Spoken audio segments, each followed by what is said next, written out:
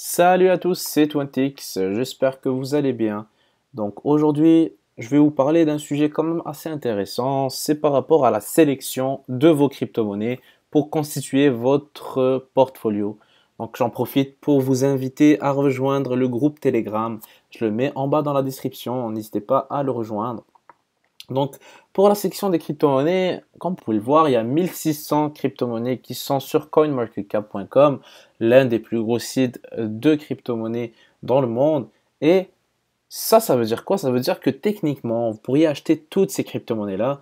Et évidemment, il faudra sélectionner. Il faut sélectionner parce que vous ne pouvez pas vraiment toutes les acheter. C'est pas toutes des bonnes crypto-monnaies. C'est pas toutes des crypto-monnaies qui sont fiables, qui ont un potentiel d'avenir exceptionnel, qui ont une décentralisation qui est intéressante ou qui ont, par exemple, le potentiel d'augmenter. Par exemple, si vous achetez juste du Tether, je vous garantis que ça va pas trop bouger du 1 dollar. Donc faire attention. Si vous êtes un nouvel investisseur, même vous qui êtes un investisseur avisé, faites attention aussi au jugement hâtif. Juger une crypto-monnaie, c'est très très commun chez les investisseurs parce que voir une crypto-monnaie et la traiter de shitcoin, etc., c'est quand même assez commun. Même moi, j'ai tendance à appeler certaines crypto-monnaies des shitcoins, des crypto-monnaies de merde.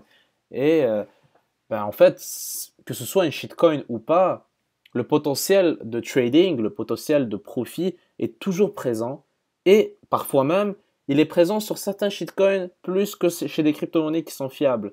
Donc, c'est vous dire à quel point il faut vraiment être ouvert d'esprit si vous voulez le plus de profit possible ou ça dépend de vos objectifs, évidemment. Donc, là, je vais vous parler de l'aspect des produits finis versus les produits non finis. Les crypto-monnaies qui ont déjà une plateforme et les crypto-monnaies qui sont encore en phase de test ou en bêta.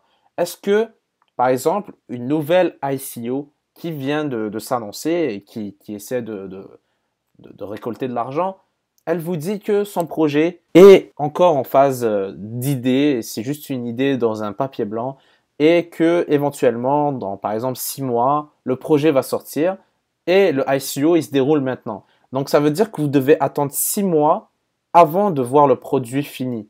Vous aurez tendance à dire que 6 mois c'est trop long, 6 mois, dans les 6 mois il va rien se passer, mais c'est là qu'intervient le marketing. Dans le cadre des projets non finis, des crypto-monnaies qui n'ont pas encore de projet, de plateforme définie, qui est sortie, qui est en mainnet, ils ont l'occasion de faire du marketing de masse et ils ont l'occasion aussi de faire de la hype et de pousser la spéculation à son maximum. Par exemple, faire des annonces à chaque quart d'heure, c'est la spécialité de Justin Sun, le fondateur de Tron. Voilà, c'est son titre. 460 000 abonnés et il fait des annonces à tous les jours, des annonces assez spectaculaires. Oui, c'est le commencement du futur. 100 millions de personnes vont rejoindre Tron pour bâtir la décentralisation du futur d'Internet. Ce genre de message, il le fait à chaque jour et ça alimente un peu le hype et la spéculation derrière ce projet. Et je vais vous rappeler que ce projet était évalué à même pas quelques centimes, une fraction de centime au mois d'octobre. Et maintenant, il s'évalue à presque 10 centimes de dollars. On va dire une augmentation de un bon 50 fois d'augmentation. Et je ne parle même pas du prix de l'ICO. Ce projet est alimenté principalement par la hype et rien de plus. Rien de plus parce qu'ils n'ont rien prouvé encore. Ils ont sorti un testnet et il n'y a pas encore de conclusion qu'on peut en tirer. Le mainnet va sortir le 31 mai. C'est là qu'on va vraiment évaluer. Et le problème des produits lorsqu'ils sont terminés, c'est qu'il y a moins d'opportunités d'avoir une montée fulgurante. Les montées fulgurantes sont souvent causées par l'incertitude, la peur de manquer l'occasion, le FOMO, et aussi un produit fini va déjà avoir, les gens vont déjà avoir une idée sur la valeur réelle du projet, par exemple le nombre d'utilisateurs, les revenus que la plateforme engendre, etc. Donc, on a vraiment ça, la différence entre un produit fini et un produit non fini. Alors qu'un produit non fini va se baser sur une équipe intéressante, sur des LinkedIn qui ont qui sont très bien présentés, sur une belle équipe, sur un beau logo. Et aussi sur par exemple, Tron, TRX, Tron qui utilise le X. Le X est très utilisé lors des abréviations des crypto-monnaies.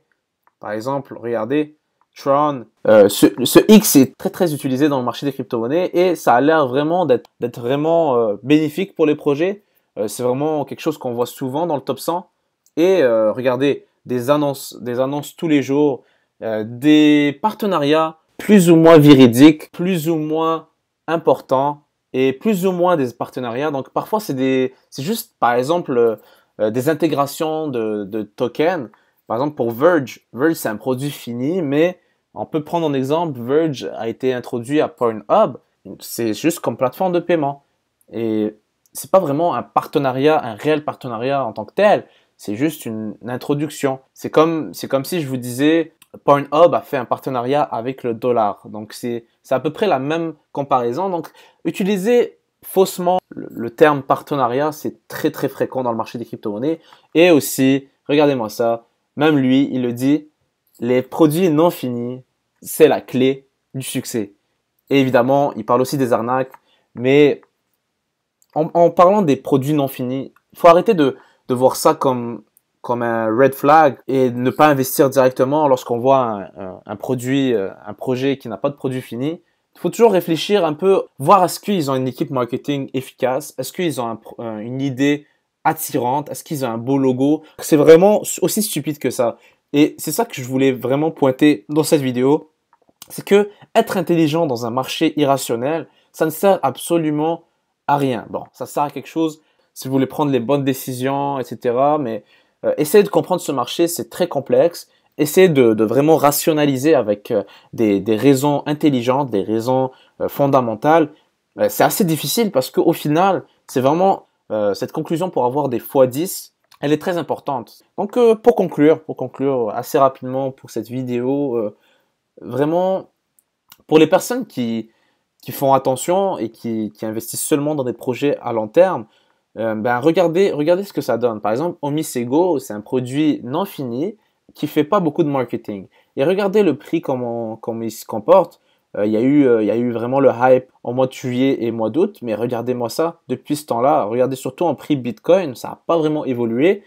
Donc, assurez-vous avant d'investir dans un projet plus ou moins légitime, qu'ils utilisent très bien le marketing. Donc voilà, ça va être tout pour aujourd'hui. N'hésitez pas à rejoindre le Telegram, à vous abonner à la chaîne YouTube et surtout, abonnez-vous à mon Twitter, Mr20x. Donc c'est très important parce que je poste souvent des tweets, un peu moins ces temps-ci, mais je vais reprendre la cadence.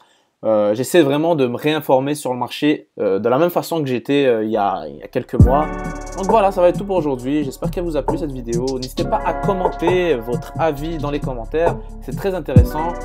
On pourra discuter de ça sur Telegram également. Donc merci à tous. Donc passez une belle journée.